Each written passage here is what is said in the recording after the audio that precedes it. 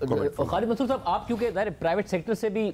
Associated رہے ہیں اور پاور سیکٹر میں ہی، اور پھر ظاہر گورنمنٹ کی طرف بھی آئے، جب ایس اے پی ایم تھے آپ سی پیک کے، اس وقت بھی آپ نے پاور سیکٹر کے معاملات اور یہ سب قریب سے دیکھے ہیں۔ اب یہ ڈیبیٹ ہے پاکستان میں، آپ کس حد تک سمجھتے ہیں کہ جی آئی پی پیز ایک تو جو اوریجنل کانٹریکٹس تھے وہ ٹھیک نہیں ہوئے، اس کے علاوہ بھی کانٹریکٹ کی پاسداری نہیں کی انہوں نے، جو منافع کمائے وہ بہت ان ریزنیبل تھے، اور صحیح طریقے سے اگر ابھی بھی آڈٹ کیا جائے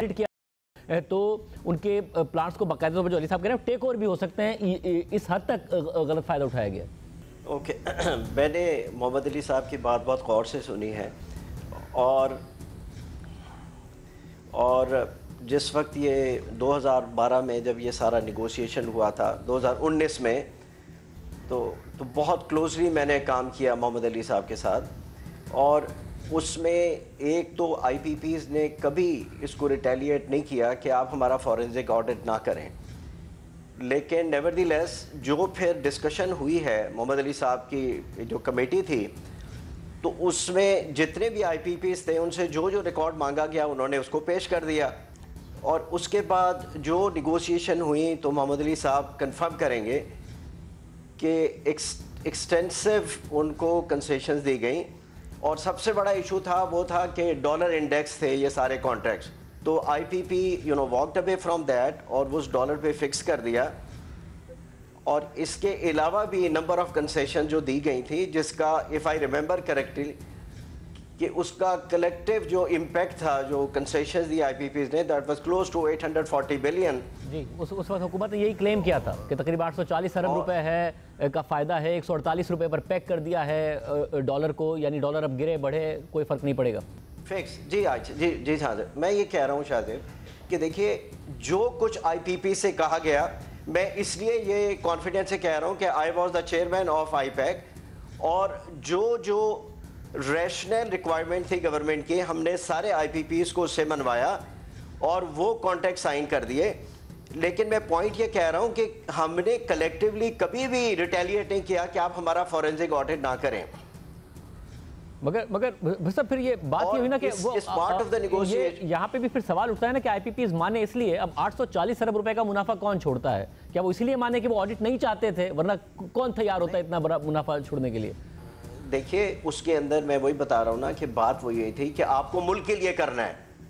اور ظاہر ہے کہ ہم لوگ سب پاکستانی تھے اور پاکستانی ہیں اور پاکستانی رہیں گے، تو اس وقت سب سے بڑا جو ڈرائیونگ فورس یہ تھی کہ ملک کی بہتری کے لیے، پاور سیکٹر کی سسٹینیبلٹی کے لیے یہ ہمیں کرنا ہے، اور ایک جو کوئڈ پرو کا تھا وہ یہ تھا کہ کوئی 12-15 سال سے جو اوور ڈیو پیمنٹ تھی انہوں نے کہا تھا وہ ہم آپ کو 2-3 قسطوں میں ادا کر دیں گے،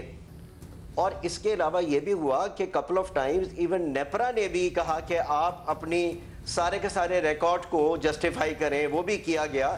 بٹ باٹم لائن یہ تھی کہ سائن ہو گئے تھے وہ کانٹریکٹ جو چاہیے تھے with the full consent of the government, اور اس کے بعد یہ ہوا کہ جو ان کے جو ریٹرن تھے جو کہ ایگریڈ تھے وہ سگنیفیکنٹلی ریڈیوس بھی ہوئے، لیکن ایک اچھی بات یہ تھی کہ جو لانگ اوور ڈیو پیمنٹ تھے وہ گورنمنٹ نے عطا کر دی تھی۔ رسب تو پھر جب یہ 2020 میں ہو گیا، اس کے بعد دوبارہ ہوتا ہے گزشتہ برس، پھر اس برس ہو رہا ہے، اور مسلسل یہ ڈیبیٹ تو اپنی جگہ پر موجود ہے کہ جو آئی پی پیز ہیں ان کے منافع ایک بہت بڑا مسئلہ ہے۔ اب دوسری ڈیبیٹ یہ ہے کہ 2.25 ارب روپے کا فرق پڑ جائے، شاید مسائل پاور سیکٹر کے زیادہ بڑھیں۔ سر میں وہی کہہ رہا ہوں کہ ساری چیز کو دیکھیں، محمد علی صاحب کا تجربہ بھی ہے، بہت ریشنل تھنکنگ بھی کرتے ہیں، آپ ذرا ان لوگوں کے ساتھ بیٹھ کر لاجیکلی یہ دیکھیں کہ جو کچھ آپ کرنے جا رہے ہیں اس کا باٹم لائن فائدہ کیا ہوگا، آپ کتنا ٹیرف ریڈیوس کر سکیں گے کنزیومر کے لیے۔ اور ایک چیز ہمیں یہ یاد رکھنا چاہیے کہ جتنی کیپیسٹی پیمنٹ اس وقت ہوتی ہے اس میں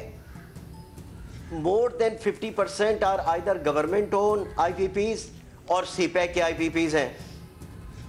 ٹھیک ہے؟ تو یہ میری گزارش یہی ہے کہ اس کے علاوہ جو فنڈامنٹل ایشوز ہیں